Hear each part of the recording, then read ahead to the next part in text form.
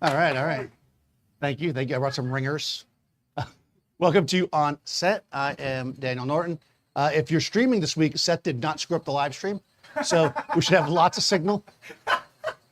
He plugged his phone in by mistake. Oh, I don't know what happened there. It was like a dead wire or something. I just want to personally apologize for last week, guys. I'm sorry, but this is why he's back, all right? We're making up. But to simulate it, I'll go like this the whole time.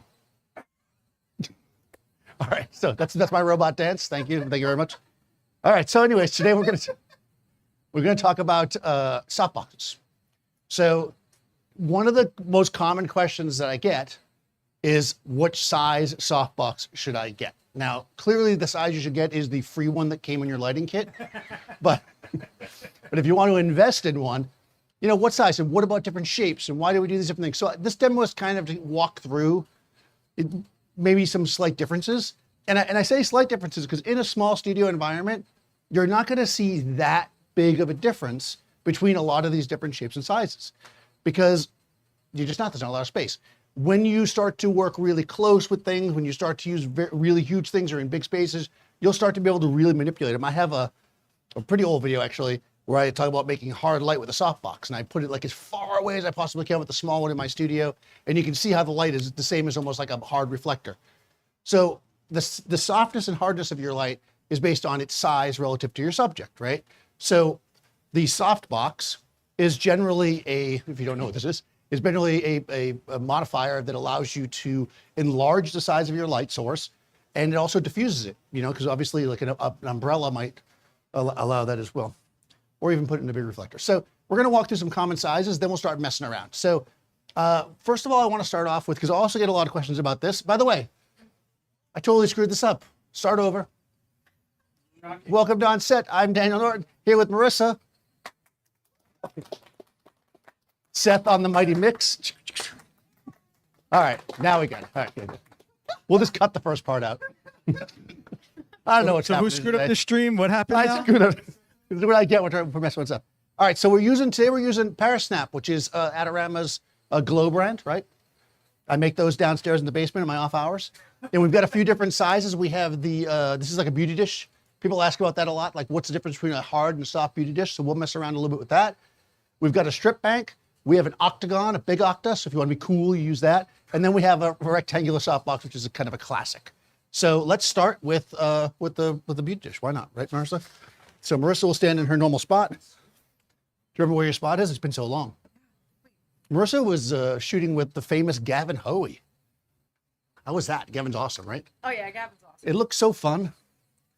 Gavin's always fun. We need to get him back out here in New York again. It's been a while, right? And if you don't watch our channel, I hope you do. He's amazing. He's on, what, 3 times a month or something like that. Fantastic photographer. What's the name of the video was? Something with caution tape. Oh, I don't think I saw that one yet. So there's 2 videos. 2 for the price of 2. Okay, so again, the reason why I say this is like a beauty dish is because effectively inside here, what we've got is what they call a deflector. Okay, so it gets you all the way. No, I'll never get that back on. All right, let's just use it like this. What the heck? Okay, this is a deflector. So what the deflector is going to do, what does the deflector do, Eric? It bounces the light. It does that. The main point of the deflector, though, is to reduce the chance of having a hot spot, because a beauty dish is a light source that you generally use up close. So this is going to make it so we don't get a hot spot inside the box if we're not using, let's say, diffusion on the front, right? Yes, the light does bounce off it and go around, but that's really just a side effect, effectively, right? All right, so let's use it like this because it's cool. Why not? It comes obviously with the fabric that I showed you, and you can get a grid for it, or maybe it comes with the grid. Do you know if it comes with the grid? It comes with the grid. All right, there you go. I'm not cool enough to use a grid today. I'm pretty cool. I'm too cool for a grid. And one important thing you want to know about using any of these softboxes is that make sure that the name is not upside down when you're live streaming. They hate that if you don't. All right. Okay. So, all right. I don't know what's happening today. All right. So Her name isn't Melissa, guys. no, this is Melissa. We couldn't afford Marissa, so we got Melissa today. This is the Flashpoint version, Marissa. So I'm using this. Oop, I think I jammed my. There we go. I'm using today a new camera. Nikon was kind enough to loan me a Z6ii. So I've added one to my Z6ness. And we'll see if it works. I set it up, so we'll see if it's perfect. I'm sure it is. Well, he did. You shoot different. Don't start. I'm not saying it's wrong. I'm just saying you set it up, and that was very nice. I was giving you a compliment. All right. Here's the thing. 90% of the time when you see me, I mean, if I'm doing a photo shoot, I use Profoto lights, as you see here, and I also use either Schmier or Profoto modifiers. With those modifiers, I have found that setting my Kelvin temperature to 5,000 with this camera works perfectly. These are different types of modifiers. So if you're using something different, it's a good idea to kind of test that. So we're gonna take a shot and we're gonna look at our color temperature. We may go to flash white balance, which is probably where we're gonna go. So this is in my C group. Oh, there we go. Yep, that's in C group. I'm gonna turn all the other lights off for now because I do have a couple of lights that are kind of out there working. All right. Okay, I think both those lights are in C. Okay, it doesn't matter. We just got these back from our workshop. So the first thing we're going to do is we're going to establish a base exposure in the room so that we only see what our softboxes are doing. Then we're going to walk through kind of using the box in what I would say is the most kind of, I hate the word correct or right, but the way that you would probably use this box. You can use a box any way you want. It's once you buy it or rent it, why not? It kind of looks good like that. You ever just put a light up, it just looks good? All right, so here we go. We are going to set our exposure for our camera. 1/200th of a second, because that is the maximum shutter speed that I sync at without using high-speed sync. The high-speed sync class, you can click below and get a special free, no, but just kidding. We don't do that here. All right, someday we'll do a high-speed sync. Right now we're not doing it. We're at 100th ISO, which is the lowest ISO within the normal range. And then I'm at f8 because f8 and be there. No, because I've been in this spot a lot. What you want to do is set your aperture so that you get a dark room. Now I'm using a mirrorless camera, so I can kind of press this little button here that I turn off the fake exposure, and I can see that it's pretty black to my eye. I can adjust my aperture, to whatever, 5.6 or something, and it still looks pretty dark, but I can kind of see her a little bit. So I'm going to go back to f8, and what we're going to do is I'm going to take a shot.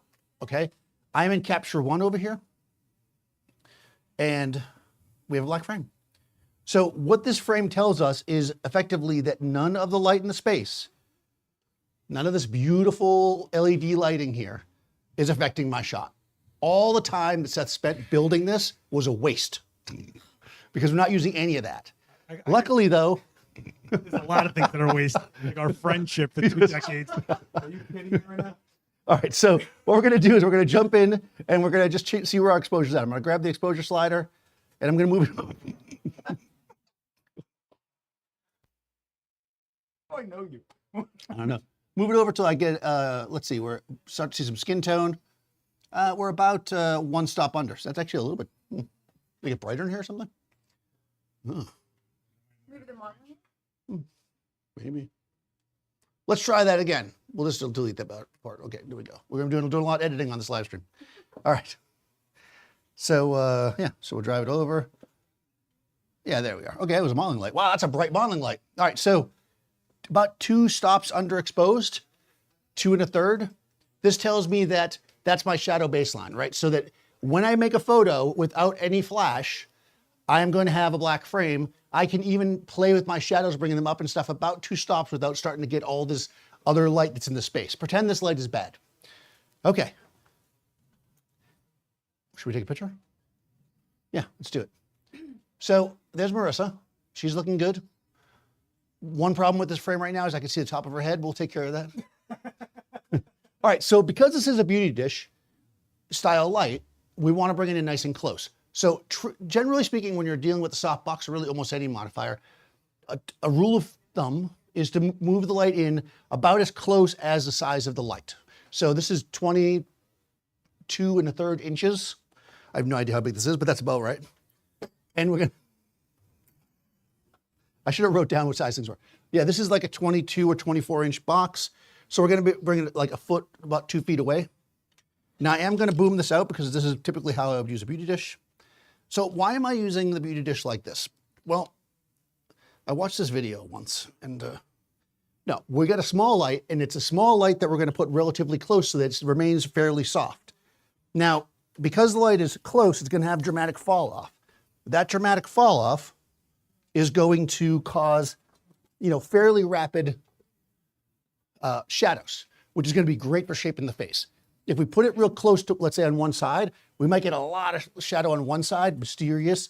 If we're going to put it in the center, it's just going to give us that nice kind of even beauty light. So that's why oftentimes you'll see a beauty dish or beauty dish type light put in the middle like this. So we've got this here. Let's see. Okay. I mean, I'm going to raise it up, obviously. You kind of figure out where you want it to be, slide it over. Yeah, it's pretty good. All right. And then we're going to raise it up. Now we want to raise it up so it's out of the shot, but still pretty low to Marissa's face. That's a safety strap right there. Keeps it safe. All right, let's see. I'm turning the model light on so we can kind of see how beautiful this is. It falls very nicely on her. Because I don't have a grid on it, we can go to light, sure. Thank you. Oh, yeah, let's do that. Look at this high-tech stuff we can do. Watch this. No, but not that, obviously. All right, there she is. Now, if I go like that, it's super dark, right? Because that's showing the exposure without the flash, right? So this is so we can line it up. We can see where the light sits on her. What's that? Yeah, it's softbox in the frame. So what we want to do is have it as low as possible, but with being outside the frame. So there's a couple things we could do. One thing that you can do if you're in a dark space like this is to put something on the softbox so you see the bottom of the frame. Like a piece of white tape can help. Sometimes I'll just put my hand there, you know, just to make sure, because sometimes it's hard to see it when it's dark. But if we just do that, yep, go ahead, do it again. Yeah, and then I'll raise it up. Yeah, we're good. Now it's out of the shot. No charge for that. Actually, put a bookmark where where that tip was. All right. All right, so Marissa's gonna look at me. She's gonna look beautifully. I'm gonna take a shot. All right. So here we have, again, this kind of nice even light across her face, right? Fairly fast fall off, so we can see the shadow under her chin. We can see the cheekbone shadow, right? This is because the light source is pretty small and pretty close. We don't have a hot spot because we have what, Eric? The deflector. Yeah, that's exactly right. For everybody online, he definitely said that.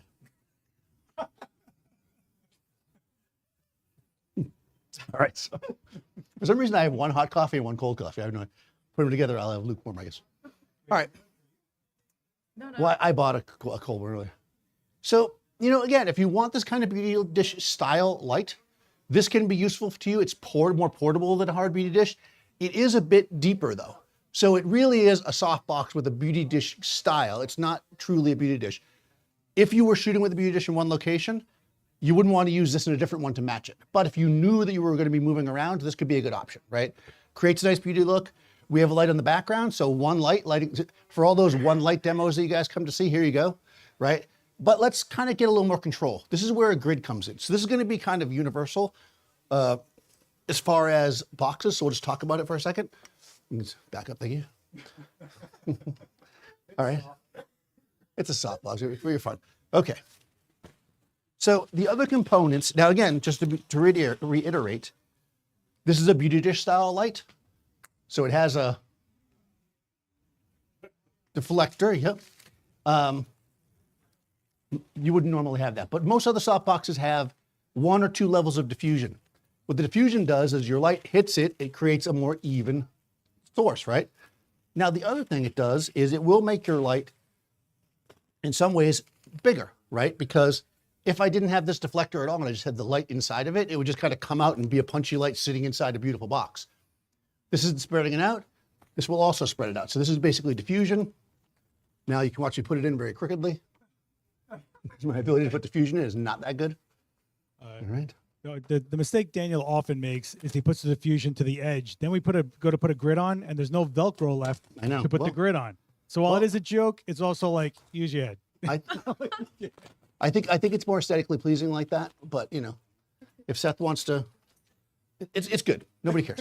All right, it looks fine. It's a sort of Octa. There you go. So now, our box, this part of the light is technically a little bit closer to the model, right? It's going to be a little bit creamier because it's diffused, right? This is diffusion. Diffusion does what to the light? Softens. You didn't say soften. Nobody would say soften. A diffusion does what to the light? Right. Diffuses it. That's right. He's been to every class. That's good. All right. No, so, right, that's a common thought, right? People will say, what does a diffusion do? Well, it softens the light. Well, making the light source larger will soften it. So sometimes putting a piece of diffusion there does make it bigger, which would make it softer. But what diffusion does is it diffuses the light, meaning it scatters it, right? Which breaks down your highlights. It makes it a little bit more smoother, right? So in this original setup, if Marissa happened to have been shiny, which she's not, we would have seen the highlights really popping, and the diffusion would help that. Question. Michael in chat's asking, do you use or need the deflector if you're using the diffusion? Okay, so do we need the deflector if we're using the diffusion? Well, it depends on how cool you want to be. I mean, well, no, what does the deflector do? It reduces the hotspot, which means the light hitting the diffuser is automatically more even. So if I had a box like this as a deflector and only one sheet of diffusion, I would definitely always use it. If I had the option to put in a second sheet of diffusion instead of the deflector, I might do that instead. Or like an inner baffle. Or an inner baffle, right? That would be your second level of diffusion is an inner baffle. Okay. I mean, you know, it's fun to say deflector. What you should do is take it out of the box all the time and then have your assistant scan and be like, could you get the deflector? Where's that deflector? Deflector, describes half your social skills right there. Yes. Okay, so we've got the box, we have the diffusion. I'm using Profoto lights. They have, these particular ones have TTL exposure. That means through the lens.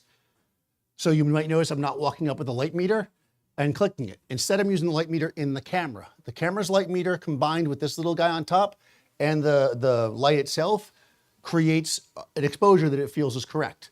We can adjust it if we feel like we're not loving what we're getting, but let's just see what it looks like. By the way, the color at 5,000 to me seems pretty good. Oh, look at that.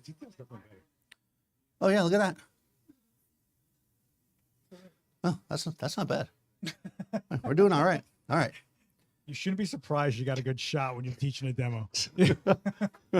Listen, you don't know what kind of day I've had so far. Okay. He wants like a merit badge now. Look at this. Look at how nice that is. So we can see, right? So we can notice the difference. The light on the, I mean, obviously the Beauty Dish style light without the diffusion makes her put her chin up in the air.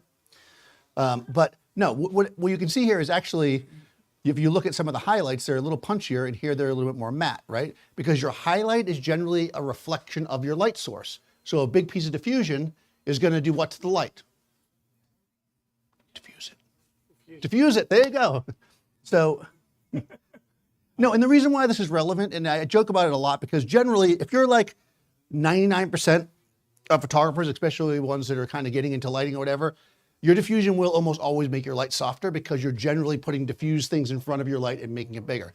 But as you start to play with different types of diffusion, you may find that you want to just put it right on top of the light source. And you can actually do that. You can take the diffusion gel, put it right there, and it will affect the way the light feels. So that's why I like to clarify that, because it can be an aha moment for people. Someone's asking, what size is the Beauty Dish? What size? It's like 2 feet-ish. Yeah. Yeah. Let me see if it says on the bag. I don't know where the bag went. It's like, it says on the grid. All right, we'll check it. Oh, is that the grid? Oh, 24 inch. 24 inch. All right.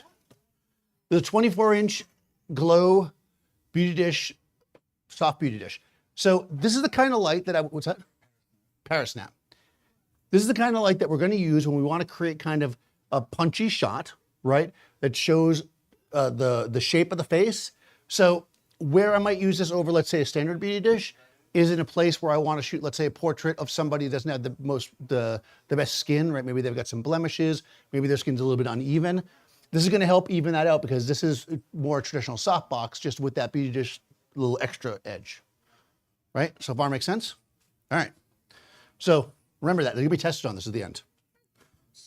So the chat's discussing how the background went darker. Do you want to touch on that? The background went darker. So, did it? I forgot to, no, thanks for saying that because I forgot to put the grid on there.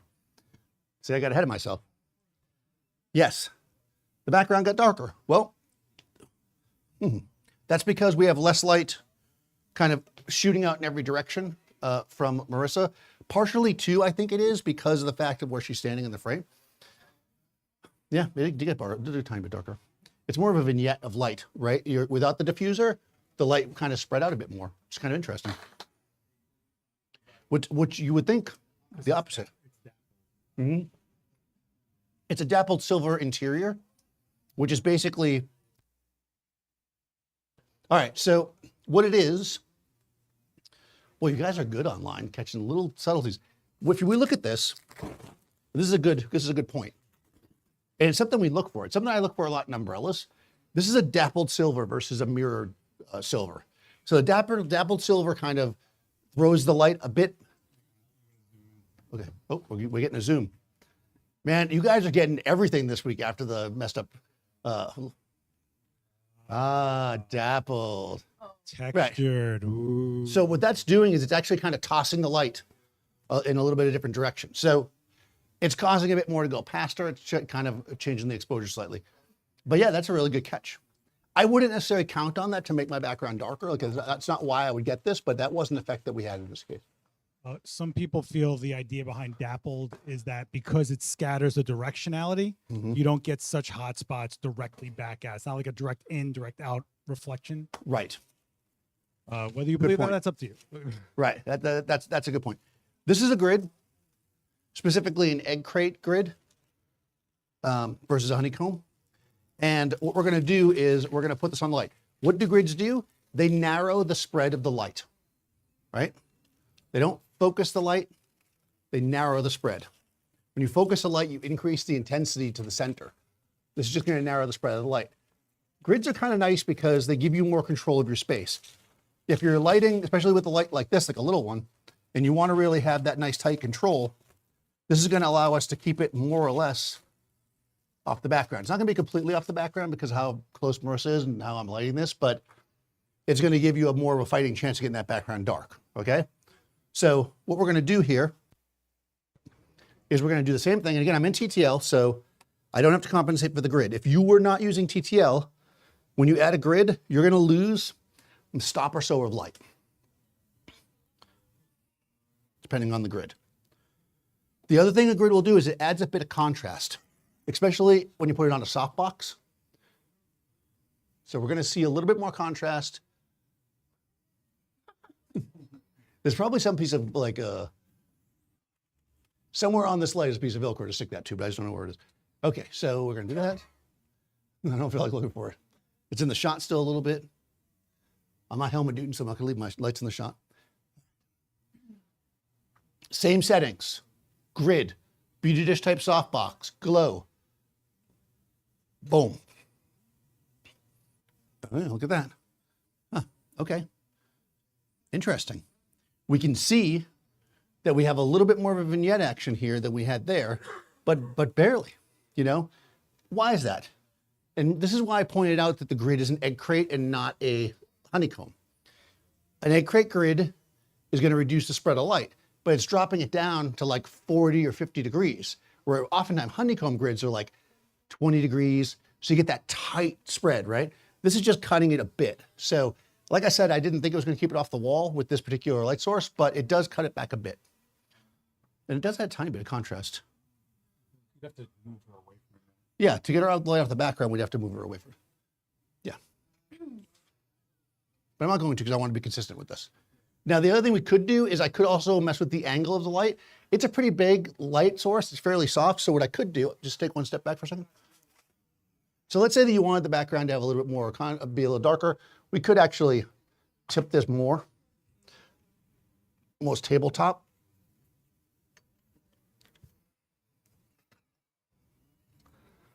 Right. And then what's going to happen here is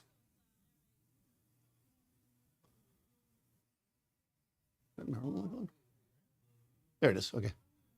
Yeah, that's pretty good. Right? There we go. We got light on her, right? A little more contrasty, right? No light on the background. Why is there no light on the background? Because I'm not pointing at the background, right? Because the fall off. Well, partially the fall off, but also like literally I'm pointing the light down, right? So if I were to do a full length shot, you might see a little bit of light at the bottom, but basically this light is really close to her in the fall off, and then also it's tabletopped.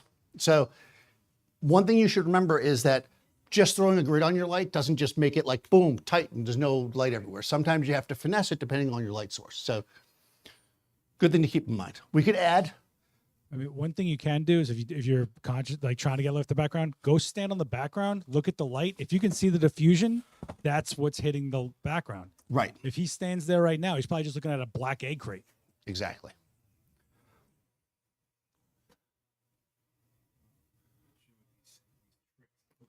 The most fun thing you can do, by the way, as a photographer is just hand model stuff. They just take it.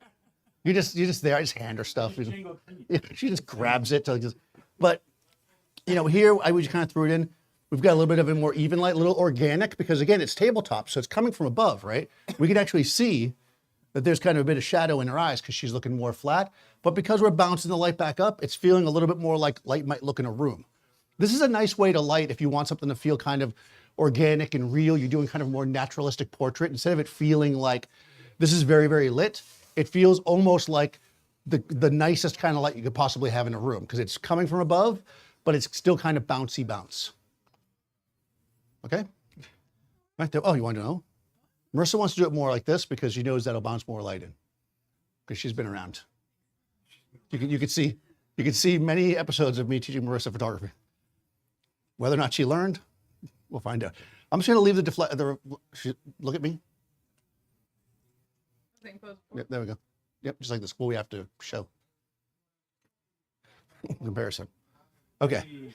So she stepped too far away. But you can see what happened here. We got more bounce. That's because she tilted the board up. That's all I was showing there. So someone's asking in the chat, will the deflector work equally the same effect for full body shots, or it's more for portraits? Okay, so does the deflector work the same? I mean, it does the same thing, but the thing is you don't need it, right? So going back to the question of would you leave it in all the time? If I was using this for a full body shot, it's so small, it's not gonna be super soft no matter what. So I would probably take the deflector out so I could give myself more power, right? And just let it rip, you know? So there would be a case where you take it out. So I guess to answer the question, I would only use the deflector if it was a close-up portrait because that's all it's really designed for and to look cool. Okay, I'm gonna have you step out for a second. We're gonna use a different light. Actually, should we use two lights at once? Yeah, all right. All right, come forward again, Marissa. And I asked that because the most classic light that you might add is this one, okay? This is a strip light.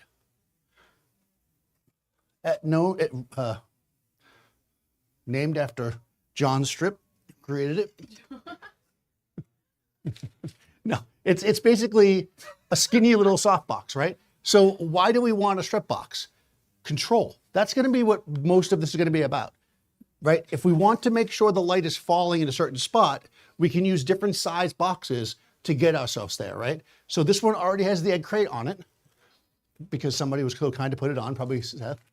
And we're gonna use this to kind of give us a separation light. Because right now she's on a dark background. I don't know how, I mean, let's just do a quick change here. Just to make my life easier. I'm gonna slide back a little bit. Now Marissa, come a little forward. I'm gonna move this light. I just wanna give myself some space. So I wasn't planning on using more than one light at once, but you know what? You guys asked for it. And if I'm anything, I'm here to please. Take a half step back. Half step forward. Marissa takes big steps. All right, there we go. All right. So we're gonna kind of point this from the back. I think I will probably end up taking the grid off, but let's just start this way. This is gonna be, this is in the right channel, which is nice. All right. when you're lighting somebody's hair, we don't want to aim it at the back of her head, right? And the reason for that is the camera can't see the back of her head, right? Unless you got some kind of one of those weird cameras they used to sell in the back of the photo magazines. You don't want one of those. Seth is what I'm talking about. Those weird Yeah, lenses let's that not talk about that now. Let's, they shoot around the side of buildings, wherever. All right. All right, so. they sold them as spy cameras, like shoot around corners. Do you remember that? Yeah. Actually, they're back though. Are they Back really? in Santa Monica. Yeah, they're selling. But they're designed to make it look like you're shooting a different direction, so like people don't know you're creeping on them. All right, so what we're gonna. I mean, I'm sorry. All right. Anyways, we won't go that direction. So here we go. Strip light. We're using it for control. Why am I using this? So many times people will be like, "Oh, I read that book from 1974." And it says to use a hard reflector for the hair light because you want a punchy hair light. You want it to be bright. Brightness is not equal softness. Softness and brightness have nothing to do with each other. If I aim a small light source at somebody's head, what I'm going to get is a very bright spot on their hair. The strip box, though, is, right? It's a strip. So it's going to give us light down the hair, down the shoulder in a very natural way. It's diffused and soft, so it's going to kind of flow over. Ideally, we want it to feel very natural. We'll see if TTL agrees with us today. All right, so we're going to give it a shot.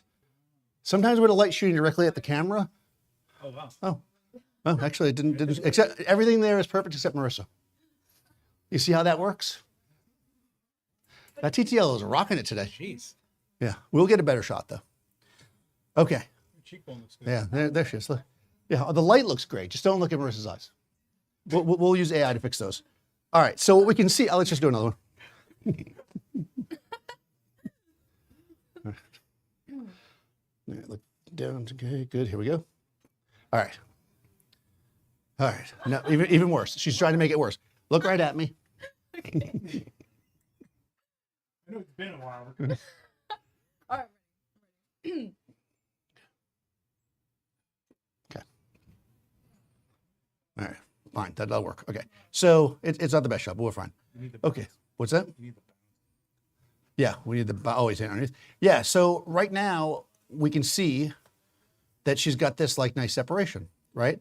This is coming through and giving us a little separation from the wall, you know, versus this one. What we don't have is light that's very nice on her face currently because we're not using the bounce and also the exposure's a little bit off, so we're gonna do a little tweak. So let's walk through this one at a time though. I'm gonna lock this into manual. Oh, I see what's going on. Didn't have B on, so it was just doing its own thing. All right, let's try that one more time. Chin like this way. Good. Look at me, eyes, good. Okay. All right, there we go. I'm gonna switch to manual. So that's gonna lock in the settings. The reason why I'm doing that is because I wanna turn off this key light for a second. I just wanna see the hair light. Let's just see what the hair light looks like. So look all mysterious. Good. Okay, so here's our hair light. We can see where it's falling. We can actually see a little bit of it touching the side of her face. But because it's nice and soft and kind of creamy and diffused, it actually doesn't look too bad to me. If you don't want it on her face, obviously you can just adjust the light. I'll probably have her work her face a little bit. I don't want it on her nose, that's for sure.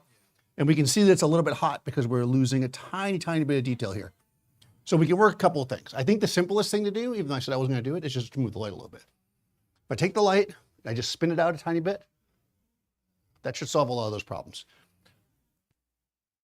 With the grid though, you want to be careful. If I move it out too far because the grid reduces the spread, it's not going to hit her anymore. So let's try another shot with the hair light. Ooh, ooh. All right, so thing number two, just have her move her face. Go like this, there you go. It's great because when you're working with models, you can hand them stuff and you can also just tell them to move and they do it. All right, so let's give her a reflector. It's way over there. Somehow I blocked myself in. This is why people like to do one light demos. Then you don't have to worry about walking around. All right, so we're gonna bring this in.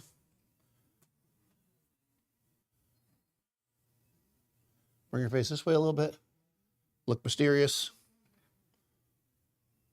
We turn the light on because that usually helps.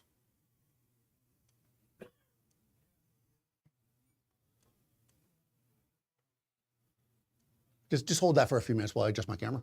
Okay. Chin down a tiny bit. There. Yeah. There we go. So now we're getting exposure on her face, right? And you can see where that thing looked a little brighter on her cheek before. And now it doesn't look so bright because the key light's filling in. So what we get with the strip bank is basically that bit of control, right? That kind of cutting light that has the power of the softbox, but we're not wasting so much of it. Now I could put a rectangular softbox here, like one like this, right? But if I did that, it would work totally fine. It's so much bigger, it's going to consume a ton of light. And consuming that much light is going to slow down my recycle, burn up my batteries quicker if I'm doing that, if I'm not using a super powerful light source. So by cutting it down, because I know you've probably seen, they sell, like, if you have a big old softbox, they sell masks to just cover them, right?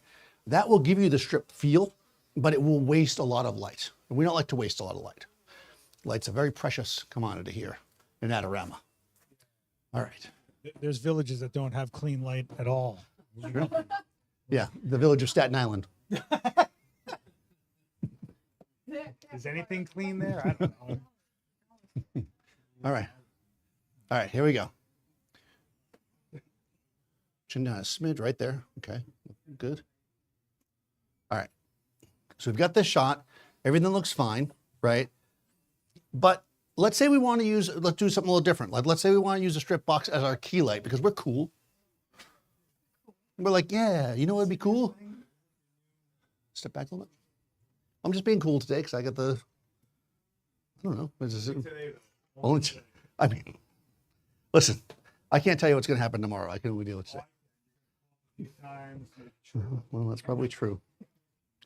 Oh, likely, many things will happen.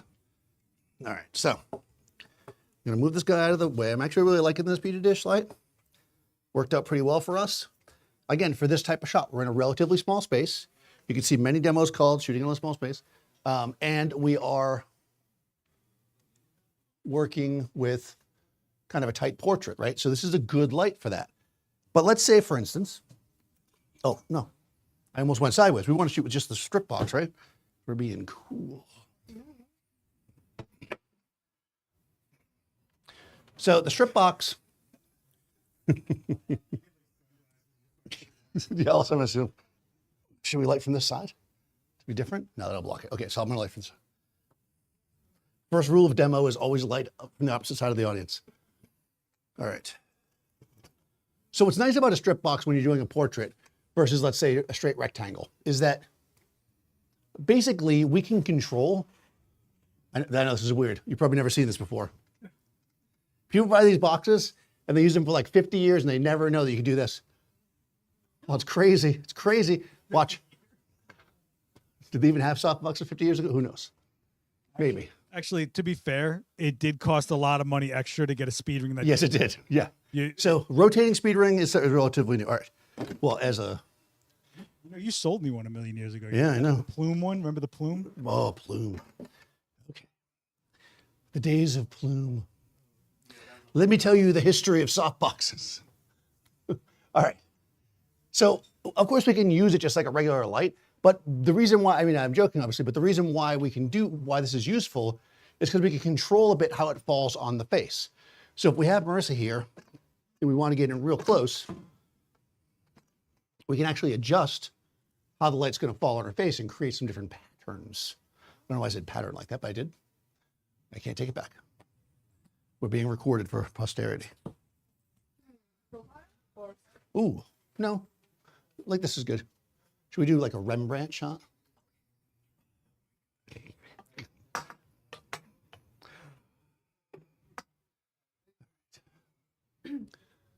Now you might notice, by the way, because I get quite a lot of questions like this, or maybe they're just in my head, I don't know. Like, I have a zoom lens. This is a 24 to 120, but I didn't just zoom in when I want to change my framing. I actually moved closer. And part of that comes down to where you stand is really going to affect how the image feels. And I want to get in and create a little bit of drama. So I feel like being closer to her physically helps there. So that is why I did not just simply zoom. This is going to bother me today. Okay. I figured it out. There we go. Look at that. Ha! All right, nobody else is proud of that. Everybody else knew that the whole time. They're like, yeah. Is it possible to kill the overhead ZM for 1 second? Yeah, we just got I got it on. You want it all dead? Well, just in the front, so I want to see, let them see what this looks like. All right. All right, here comes the live view. Here comes the live view. All right, so we've got the box like this. And I mean, obviously, it's picking up other light in the space, so it's not exactly perfect, but I'm gonna move this around so you guys can kind of see like how the light is changing on her face, right? You can see, right? You see how the shadow on her nose is changing slightly. Now, the modeling light is never a perfect example, so it's just gonna give us the idea of what it might look like. But kind of bring your chin up and extend a little bit like, yeah, there we go. All right, and I am a TTL, so we're gonna see what this looks like. That felt bright, but we'll see. Really? It did. Oh. Yeah. Oh, yeah. Well, not only did it feel hot, it definitely was. All right, so am I? I'm in manual, but I also had the other light turned on too. So I'm going to turn that off, turn this off, turn that back on. Okay, so I had the light set in manual from before. And of course, the light that was 5 feet away, correctly exposed, now 2 feet away is brighter. I did that not because I forgot, but because I wanted to demonstrate the inverse square law. Yeah, you never forget anything. Because I don't share a studio with you.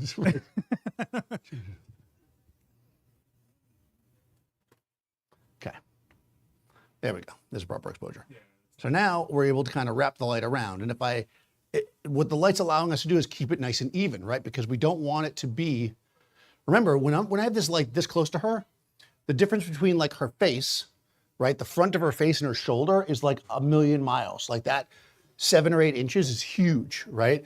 When we're talking about fall off. So by being able to adjust the light so that I can have it that way, it's going to allow us just kind of change the angle. So I'm going to do this too. That's probably in the shot. I'm going to go the other way. This is, again, we're in TTL. We're just going to see what we like. This will also affect, see how it makes it a little more flatter across our face. So by going this way, like we originally had it, allows us to kind of create that night light. Now I can also tilt it. I know it's crazy. You can do so many things. Are you just moving a box? I'm just moving it around. That's all I do. Basically, just move the box around until you get a shot that you like, and then call that a demo. That's kind of my philosophy.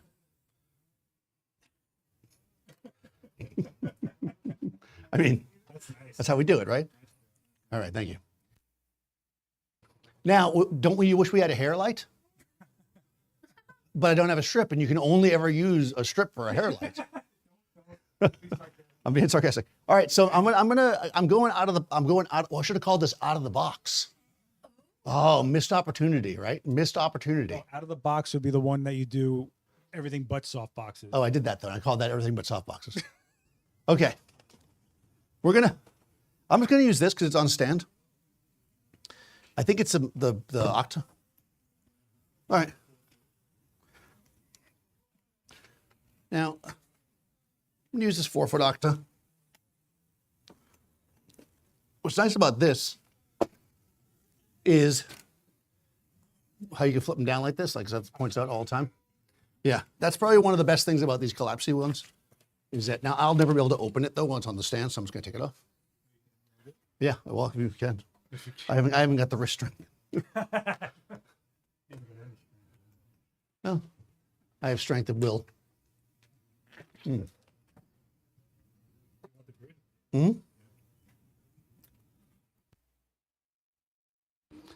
Yeah, you know, when given the option to have a grid or not have a grid, I think we always go with the grid, right? It looks cooler. See, we brought that back again. That brought back the coolness. This is on channel 13. That's okay. So is everything else. Group A. Yep. We're going to do something a little different here. Instead of doing kind of a traditional hair light, because this thing's so big, I'm going to actually use it as kind of a fill, but also a hair light. So I'm just going to bring it over here to block this camera. And instead of trying to like manipulate this light way over here so it just rips across the hair, I'm going to just bring it a bit like this. and up. And then what we're gonna do is we're gonna get a little bit of kickback. See the trick here? Inside the camera, boom, nice. I learned. They probably explained that to me earlier, but that was. So are you guys all right? No questions? You guys been Nobody mad has a quiet. question. I know he's riveting, and I know that you're so focused, but They got no questions. I offer no answers here. Other questions, though? Yes.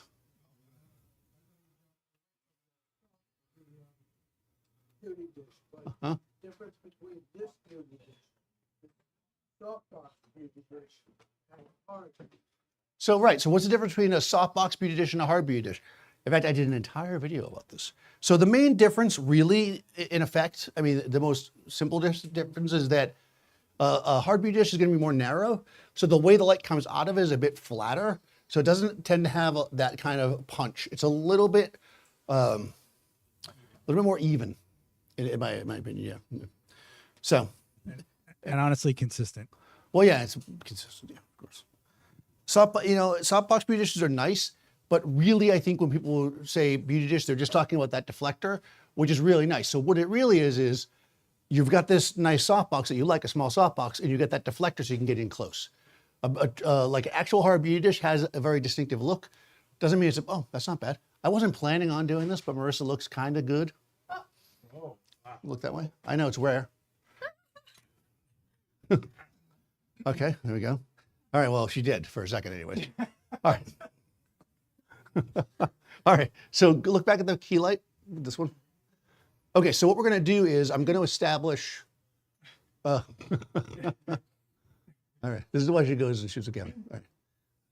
Because Gavin's probably way nicer than I am. They're asking, we know we can charge more if you use more lights, but can you charge more when you use a grid? You definitely can charge more for a grid. Every single thing. All right, so come towards me. There you go. Good. Perfecto. All right. Okay, so what we're gonna do here is I'm going to frame this up, if I can. Oh, that's all I can get? No, we got a little more in there. All right. So I've got, again, the strip coming at a slant over here. Well, let's go back because we kind of lost track of where we were. I'm gonna go back, I'm gonna turn this guy off, the Octa for a second. Okay, let me just establish this shot and I'll get the question. So stay like you are for 2 shots, Marissa. So we're gonna do that. This is just a strip, okay? A little hot now. I'm gonna add the Octa. Turn towards me just a smidge with your shoulders. There we go. Nope, back, down, good. All right. Question. I'm gonna fix the exposure in a second. Also, you should note that since he's using grids on both lights, there's less of a chance that they will reflect off each other and raise your exposure. Right. Boxes tend to do that. They're pointed at each other, okay? Especially if they're 4 feet. Yeah. The question from Ian, although the closer the light, the softer it is, does the grid create more contrast the closer the light is? Yes, the grid creates more contrast the closer the light is. That is 100% true. So basically what you're getting is the grid is effectively black, right? And generally with your softbox, the front of it is white. So when you get it in real close, you are getting more intense light and fall up, but also there's this kind of like reflection, if you will, of the black back on the skin, which tends to add more contrast. Which is why a white grid wouldn't do that. And they do have white grids. They do lower the contrast. There is a genuine question about why you cut off the top of the head. Okay. Okay, there's always a question about why I cut off the top of it. It's a mystery. Hold on one second. It's to create engagement. He's making you leave comments about it. There you go. Yeah, I do it purposely so people are curious about Marissa's top of her head. Okay, so the thing about composition, let me just get a shot that's not overexposed. Now I can talk about composition in a second. Okay. All right, all I did there was I just turned down the power of the light so we wouldn't have a terribly overexposed shot. And let's talk for a second about this. I'm gonna actually kind of balance this out in a second. So when you're composing a portrait, you can do it any number of ways, but one of the things, especially in a horizontal portrait, that I often find is powerful is to come in tight. And because of that, you're cutting off the top of the head. Now, it takes a little bit of practice to do it in a way that's aesthetically pleasing.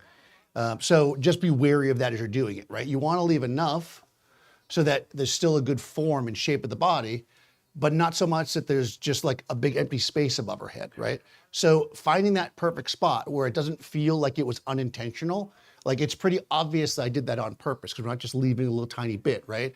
And I'm not like so far down that's an issue with all the space at the bottom. It's just basically a compositional tool to draw you into the face. If you watch a lot of movies, you'll see that's basically how they frame close-ups. Okay, go ahead. So Matt in the chat is asking, how do you avoid hair light from bouncing off a reflector? Do you use a flag? So if Okay, you're holding so a reflector, right, so if you're holding a reflector, how do you prevent the hair light from bouncing off of it? I mean, you could do that, but if the hair light is typically you're going to want to put your reflector where it's reflecting the light that you're trying to fill in. So if it's in the right position, even if some of the hair light bounces off of it, unless it's got a gel on it or something, it shouldn't actually make a difference because you're only reflecting back, right? It might seem like it because we kind of joke around and we're using a big one, just hating it. But when we're putting a reflector in, we're very intentionally putting the reflector to bounce the light back where we want it. So here's my hair light. If I want to kick light back in, I can literally bounce like this, right? And that's not going to be a bad thing because that light is good, clean light, right? In fact, in this situation, it would be incredibly difficult for me to get this light, the key light, to actually bounce anything back. So the hair light's probably a good option. So actually, let's try that.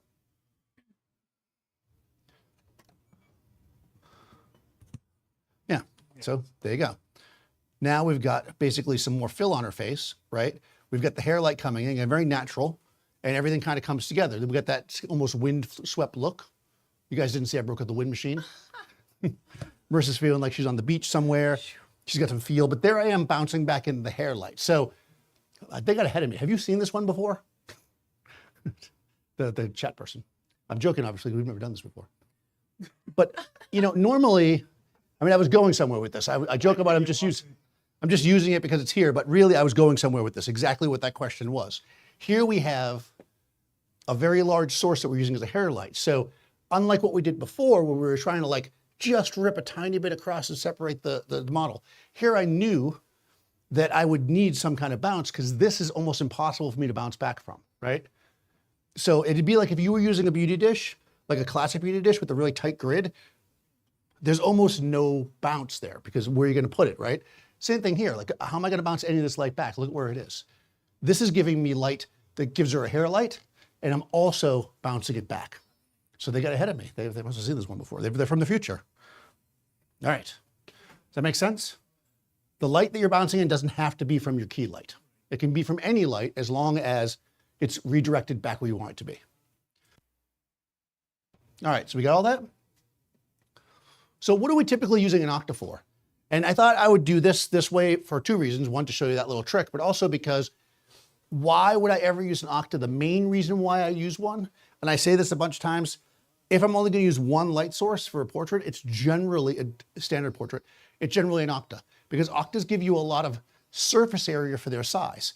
A 4-foot Octa is going to give you more surface area than like a 2x3 softbox, you know, or even a 4. Unless you get a 4-foot square, that's a whole other thing. So you've got this like light that you can kind of work with, right? You can feather it off from your model, you can bounce it back in, you've got light to work with. So Octas are great for that reason. They give you a lot of surface area, which means not only are you getting a large light source, which is soft, you're getting lots of diffusion and you're getting the ability to work with it, right? You can really bounce it back. So let me just quickly demonstrate that, then we're going to go to a rectangle. I guess this one's technically a rectangle as well, but you know what I'm saying. Marissa knows what I'm talking about. Yeah. Well, Dan's futzing. You guys can hit like. It's the only way Dan feels like he needs to make it to tomorrow. It's Just true. make him feel validated. Hit like in that chat. Hit subscribe if you're new here. 100 likes, Daniel will do a dance. I will do a dance with 100 likes on TikTok with Well, Marissa. There's already over 100 likes. So. All right. 1,000 likes, K-pop No.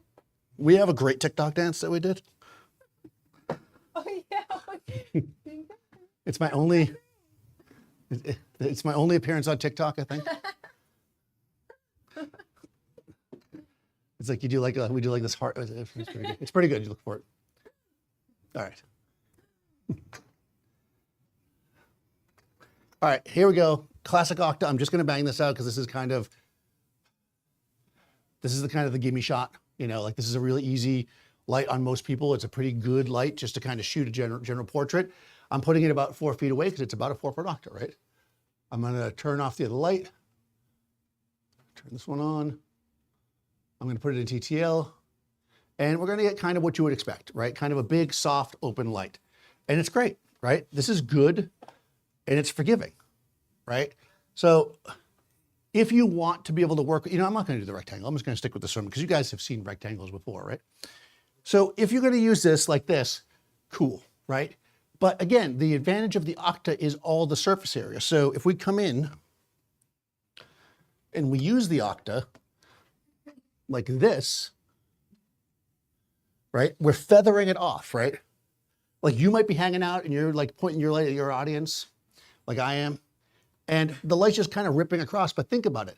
This part of the light can still kind of see that side of Marissa's face, right? It's like what Seth was saying before. I mean, we have a grid on it, but if I was standing over here on the side of Marissa's face, right, I can see the box. So even with totally side lighting her, we're gonna get some light over this side, which we can then use as a fill with like a reflector or something. Let's just try it like this first. I'll leave a little space above Marissa's head for the commenter. Just for a second. There you go, space above her head. And we can see that light, there's some lights right here, right? It's like reaching around, even though it's totally sideways to her.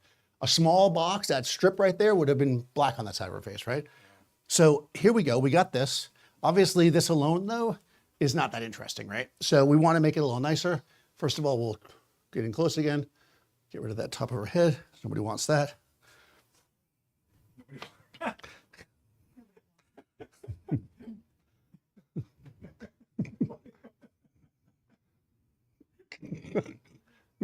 Nobody wants the top of Marissa's head. There we go. And now with all that light kicking back in and nice and soft, we have this beautiful, soft, flat light. This is great light. It's very forgiving, right? If you're looking at somebody who, let's say, doesn't like to be photographed, or they feel like they don't have, you know, great skin texture, right? They maybe have acne or something and their skin's a little bit rough, or they're older. Like this is a very forgiving light. Like people that are at home don't realize how terrible Marissa looks in person, right? You guys know in the audience. No, seriously though, this is very, very nice. It's that kind of like, it's like what people imagine a cloudy day looks like, although actually standing under a cloudy day is terrible light, but this is what people imagine it looks like, right? Yeah, but if you also notice, she's turned away from the key, right? But he's reflecting back in mainly as to make that really the key. So the shape of the face is actually the other way than you're trying. That's why the eyes look like that. Like they're basically neutral. Right. Right. Because remember, this is our light, right? But really because it's so even and we're getting almost complete, you know, balance on the reflection, what we're getting is effectively almost like having two lights, except we're not risking the possibility of getting a weird shadow. So she can play into that. You know, we can create a very nice soft light. And it's even kind of giving a nice separation on her hair because again, the light's on that side of her. Do one facing that and put them both Yeah. at the same time. Yeah, so go ahead and face the light. Yeah.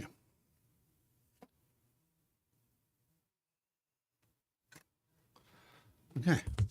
So you see how different the shape of her face when all she did was face one way or the other? Yeah. That's a massive advantage when you're working fast. Yeah. So you've got these options here. And of course we could roll her eyes so that she doesn't get the highlight in her eye, but you get the idea. Right. And so what Dan's saying is see how the catch light's blocking the black part of her iris?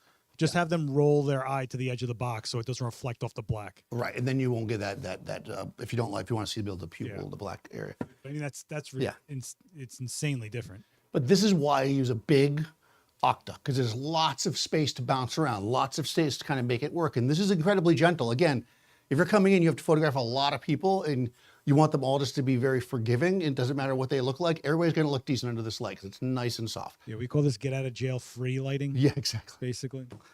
It's also good for things like glasses and very reflective surfaces, bald people, things like that have a lot of like sebaceous glands. Right. Okay, cool. I'm going to skip the rectangle. I feel like everybody's seen a rectangle box before. I think we're good. I think that's all. No triangles. If somebody does a triangle, you can go watch them. Do a rhombus. Rhombus. Isosceles triangle. Now do it. We'll get a ring light out here. All right. So, yeah, I hope this kind of gives you some idea of why you might want different shapes and sizes of softboxes. I mean, I think this is one of those areas where it's like, where do I start? You can do a lot with any of them, but each one kind of has its advantages, right? Your strip box is going to give you a little bit more of a tighter control, a little bit more shaping of the face if you use it as a portrait light. It's going to save you power if you use it as a hair light. Your beauty dish is going to be great for close-up shots because it's going to give you that shape to the face, but also be even because of the deflector. And your giant Octa is just going to be gentle. And we got a question. Vivian's asking, what are the powers of the light? Half, quarter? Okay, so the power of the light, I have it in TTL. It doesn't matter. That's So I mean, it's not stressing itself out. The light's at, I mean, it's been to different powers, but right now it's at 2, let's see, so it'd be about quarter power, roughly.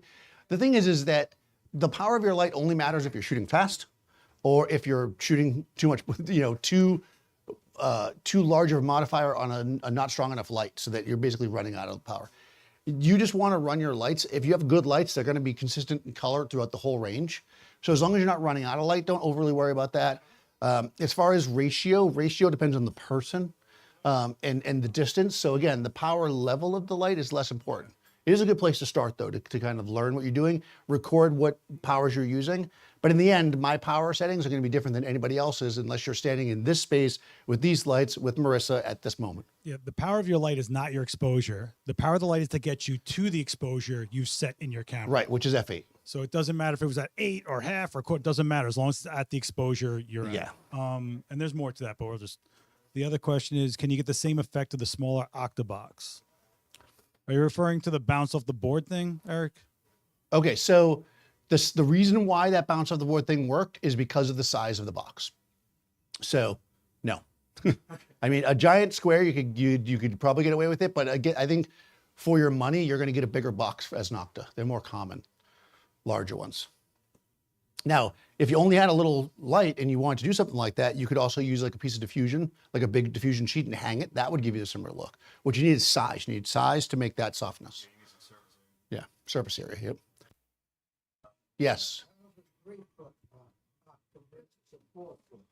Okay. So that's 1 foot difference. 3 foot, you have a 3 foot, this is a 4 foot. Nope, you cannot do it. Go home. No, I'm kidding. I mean, maybe, you know, I don't know. This is the biggest box I could find. A big box is going to do it. I mean, I would prefer a 4 foot, yes. If you're going to go big, go big. My way of working is big boxes and small ones. The middle-sized boxes are fine if you don't really know what you want and you want to get something that's kind of versatile. But I will say the first box you should buy is a 2 foot by 3 foot rectangle. I almost never use that. I use little baby 1 foot boxes and I use 4 foot boxes because that's how I light. But if you're trying to learn, in the middle is a good spot. A 3 foot Octa is a good size. Was there another question or that? Oh yes, that's it. So 3 to 4 is.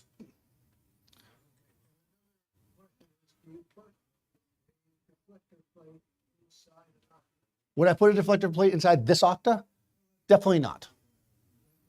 No, because why would I, right? I'm putting the box 4 feet away from the subject. It's going to be even anyways. The deflector plate's just going to eat light. Deflector plates are generally best in small lights or lights that don't have any diffusion in the front. So if I had a 4 foot Octa but no diffusion in the front, then you might put a deflector plate in for that reason. If I had any Octa with no diffusion in the front, I would put a deflector plate. Yeah, otherwise I would put no deflector plate. The reality is the smaller the box, the more likely you are to get a hot spot. Right. The smaller the box, the closer it is, the more likely you are to get a hot spot. So if you're following the kind of general rule of putting the box at the right distance, then you're not going to have an issue with the 4 foot box being that close. It just wouldn't be an issue. Typically, the issue people have with larger boxes, they don't realize they need an inner baffle to make that light even before it hits the last diffusion. Right, to bigger make that boxes will diffusion. have an inner diffusion. Right, this probably has one. I didn't open it up. So right, so the deflector plate is not some magic thing. No, yeah. It does a very specific thing. It makes the light so you don't get a hot spot, but you're only going to have a hot spot if you either don't have the diffusion on the front or your box is very small and very close. Right, so just to give you a general idea of how that would work. And don't forget, the larger the box, the more your light is working to fill that box. So if you're blocking it, it's working that much harder, right? Yeah, and I've seen people do all kinds of stuff, like put, you know, Profoto used to have that globe. People would put like the globe on the box, then put the thing with no diffusion. There's all kinds of ways you can play with light. So there's no one way, but I would say think about what the item does, like what its purpose is, and then decide if you want to use it. Is that fair? Yeah. Other questions? No? What about thoughts and concerns? Well, there's plenty of I can see everybody's very concerned here. All right, guys, I'm good for this month anyways, because we're about to be on break for a couple days, right? No, Seth's gonna tell you what's happening. I won't be back till October 23rd, but there's lots of fun stuff happening here at Adorama. If you guys are local to New York though, remember that we do close for a big chunk of October for my birthday. No, there's a holiday, so we're closed. So just make sure you're getting your stuff before then. Yeah, if you're watching this, don't forget this QR code right here takes you to the events channel where everything but Daniel Norton that comes out of the space gets streamed. So yeah, Daniel, grandfathered in. I don't even got to start. I'm grandfather. But on the 30th, we got Justin Bakari coming in. Who's going to do a lot of in-depth work with gels and color theory. I really like this kid's work. He's a great kid. But also there's 2 years of classes sitting there for you, just like this one, but from guys that are more coherent. Okay, so make sure you go hit subscribe on that. And I'm good on mine if you want to. Yeah. So October 23rd, as I said, I'll be back here. I cannot remember what the demo is. And let's see, Teresa, what's my demo? Some kind of demo. If you have an idea, send me an email. This is Marissa Dot Roper. This is Seth. He's last X-Witness. The X is silent. I'm Daniel Norton. Subscribe, do all that stuff, and we'll see you next time. Bye, guys. Thank you so much.